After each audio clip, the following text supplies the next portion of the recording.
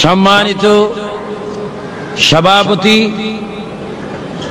উস্তাজুল উলামা Shamsul Ulama,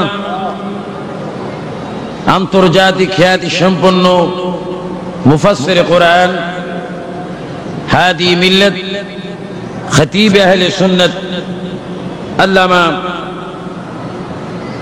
Jalaluddin আল কাদেরী মাদ্দাজিল্লাহুল আলী, খতিব জমিয়তুল ফালাহ জাতীয় মসজিদ চট্টগ্রাম।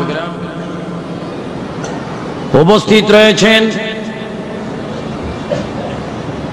বুজুর্গান দ্বীন, হযরত উলামায়ে আহলে সুন্নাহ, উলামায়ে কেরাম, বিশেষ করে চট্টগ্রামের বিভিন্ন স্থান থেকে আগত হাজার হাজার আল্লাহ প্রেমিক, রসুল প্রেমিক, ইসলাম কোরআন প্রেমিক, ওলি প্রেমিক, বিশেষ করে আহলে বায়াত রসুল সাল্লাল্লাহু আলাইহি ইসলামদের প্রেমিক আমার অগণিত সরল মনা সুন্নি মুসলমান ভাইয়েরা, কলেজ স্কুল মাদ্রাসার ছাত্র ভাইয়েরা, বিশেষ করে ইন্তেজামী কমিটির সকল সদস্য ভাইয়েরা, আসসালামু আলাইকুম ওয়া রাহমাতুল্লাহি ওয়া বারাকাতুহু। সবাই উচ্চ স্বরে মুহাব্বতে একবার বলি আলহামদুলিল্লাহ। এবার বলুন আল্লাহু আকবার, সুবহানাল্লাহ, আলহামদুলিল্লাহ, লা ইলাহা ইল্লাল্লাহ, আল্লাহু আকবার, ওয়ালিল্লাহিল হামদ। আমরা শুকর আদায় করলাম কার? জোরে বলুন কার?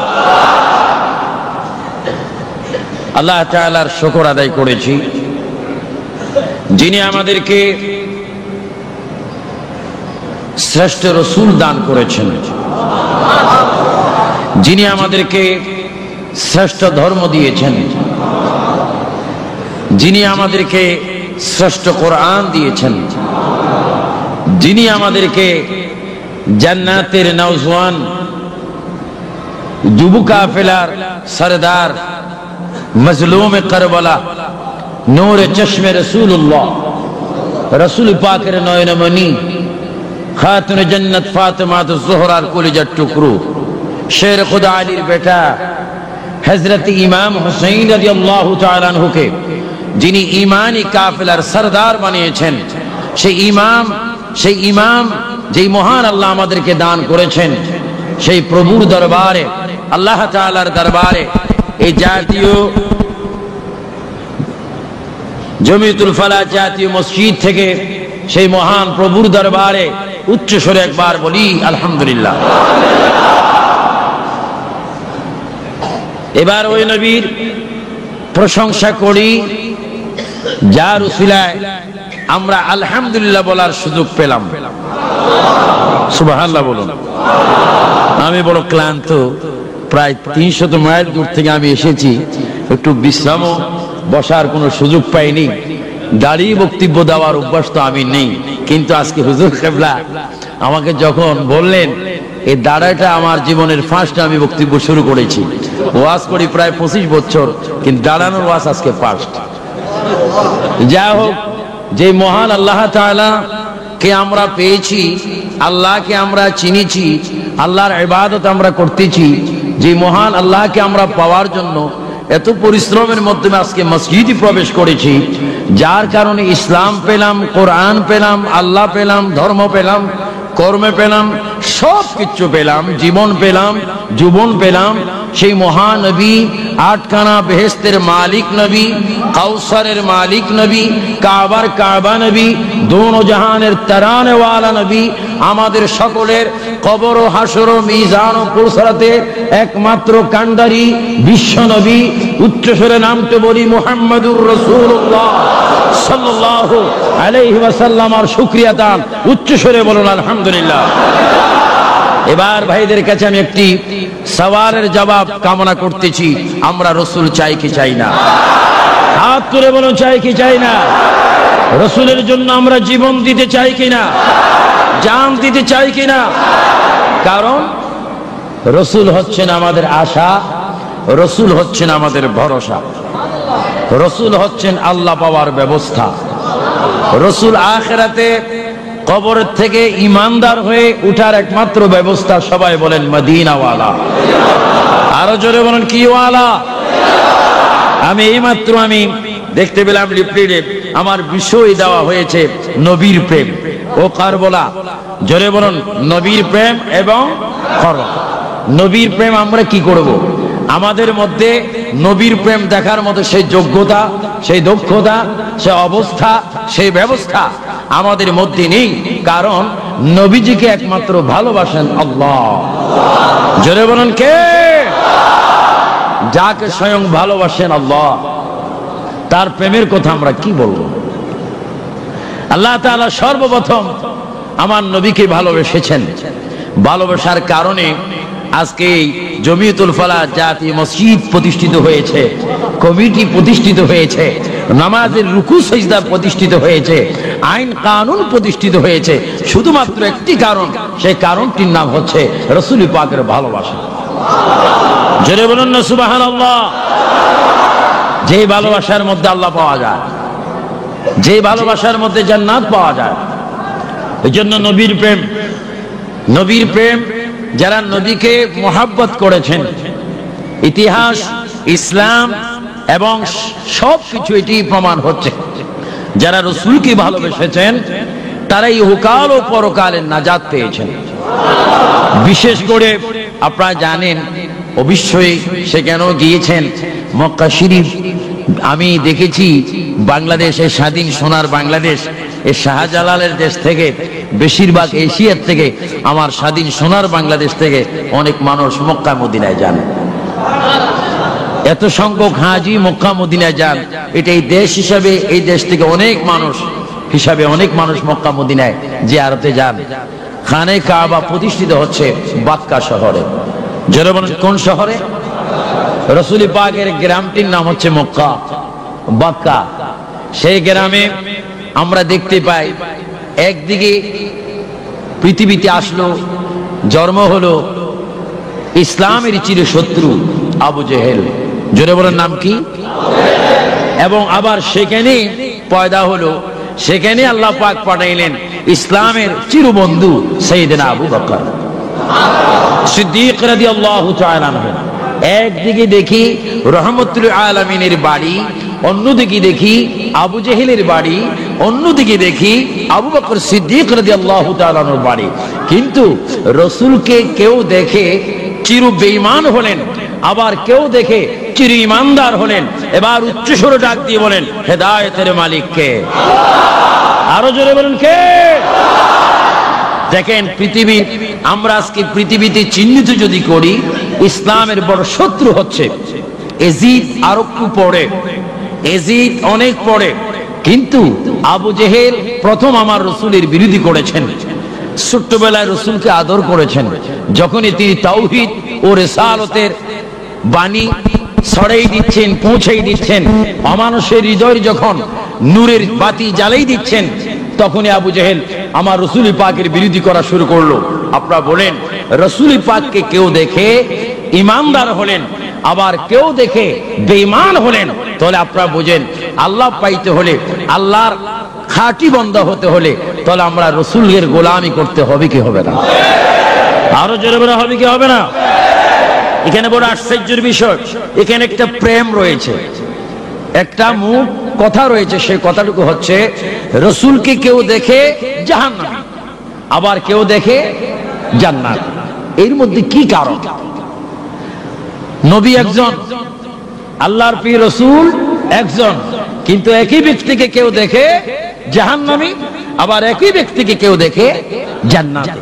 তাহলে প্রমাণ হচ্ছে ইসলাম বুঝতে হলে, ইসলামকে মানতে হলে, ইসলামকে গ্রহণ করতে হলে, কোরআনের আইন প্রতিষ্ঠিত করতে হলে, কোরআনের আইন চালু করতে হলে, কোরআন মানার আগে, ইসলাম বুঝার আগে, কলমা শরীফ পড়ার আগে আপনাকে চিহ্নিত করতে হবে।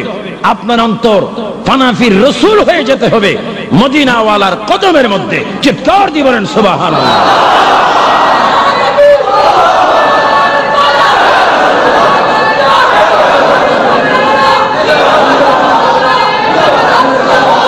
আল্লাহর প্রিয় নবী বিশ্ব নবী মুহাম্মদুর রাসূলুল্লাহ সাল্লাল্লাহু আলাইহি ওয়াসাল্লাম তিনি এমন নবী যাকে দেখলে জান্নাতি হয়, যাকে দেখলে জাহান্নামের আগুন হারাম হয়, যাকে দেখলে আল্লাহ পাওয়া যায়।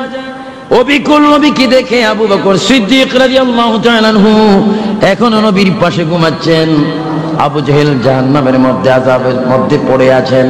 তাহলে বোঝা গেল আমার নবী এমন একজন নবী, নবীকে যারা মানার মতো মানবে তারা সাহাবায়ে কেরাম হবে, আর যারা মানার মতো মানবে না তারা কাফের হবে।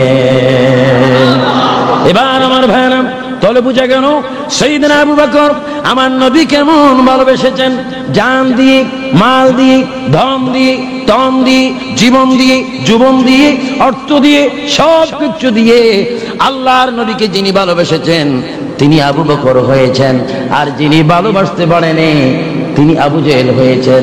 এবার জোরে শোনা আওয়াজ দিয়ে বলুন হেদায়েতের মালিক কে? নবীর প্রেম আল্লাহ রাব্বুল আলামিন এজন্য হাদিসে কুদসির মধ্যে বলেন আমি আপনি নবীকে কি ভালোবাসবো। আল্লাহ পাক বলেন কি বলেন, লাউলা কালামা খালাকাতুল আফলাক।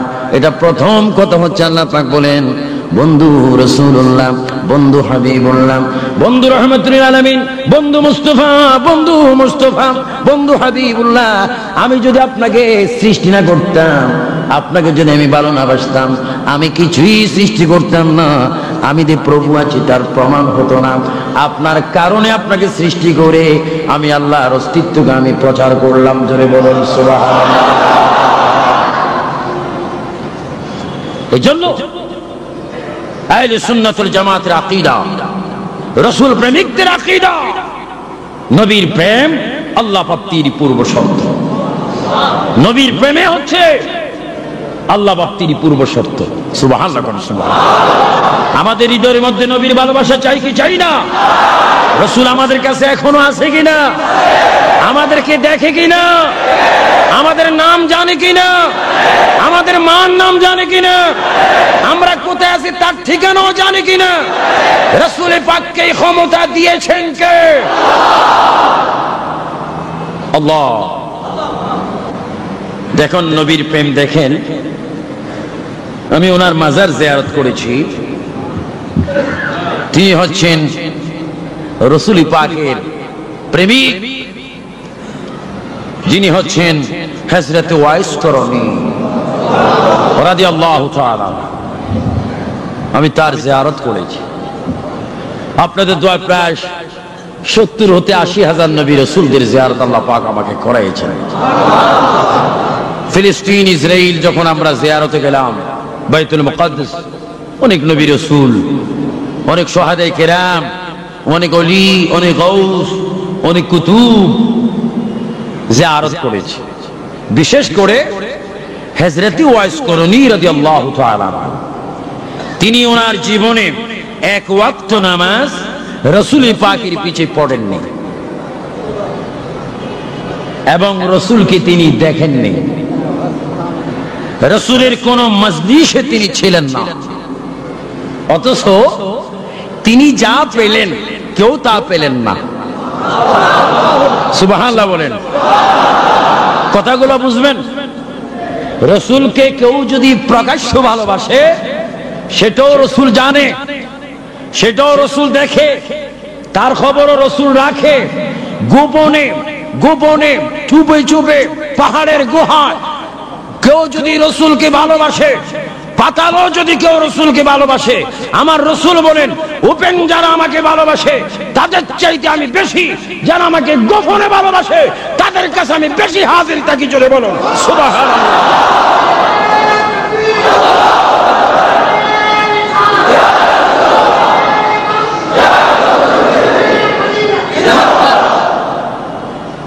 তিনি নবীজির পিছে নামাজ পড়েননি।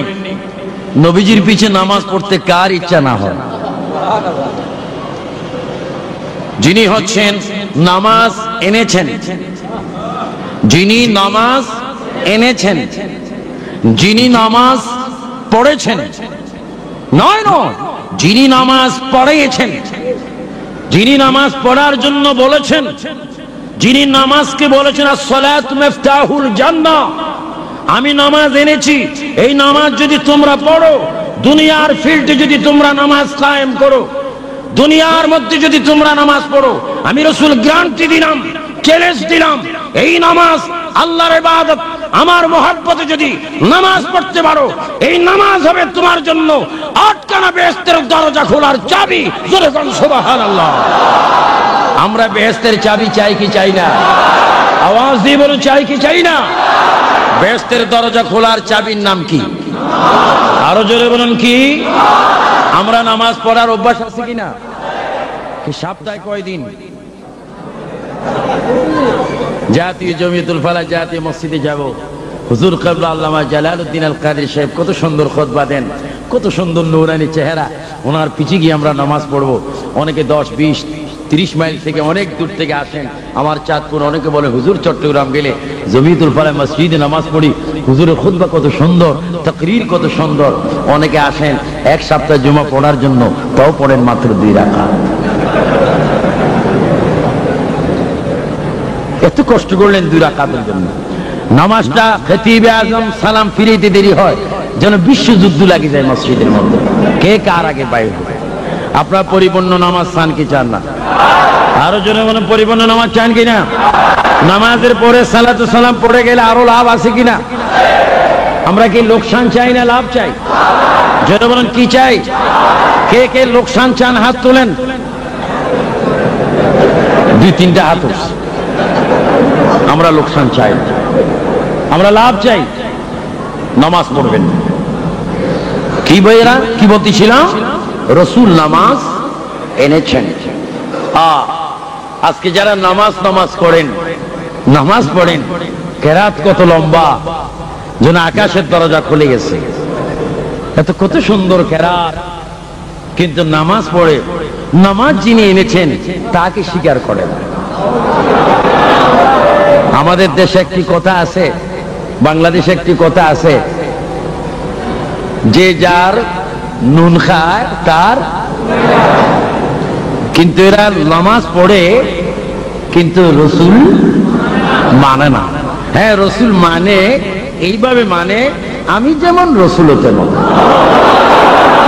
নাউজুবিল্লাহর আওয়াজ এত ঠান্ডা, আরো জোরে নাউজুবিল্লাহ। রসুল কি আমাদের মতো হতে পারে? আমরা কি নবীর মতো হতে পারি? নবী তো কোন সাইড আমাদের মতো না, আমরাও কোন দিক নবীর মতো না। এইটা আমাদের পসিনা বাইর হচ্ছে, গাম বাইর হচ্ছে, এগুলো দুর্গন্ধ, এগুলো দুর্গন্ধ। কিন্তু আমার রসুলের পসিনা বেশ কম পড়ছে, বেশি খুশি। সুবহানাল্লাহ, সুবহান।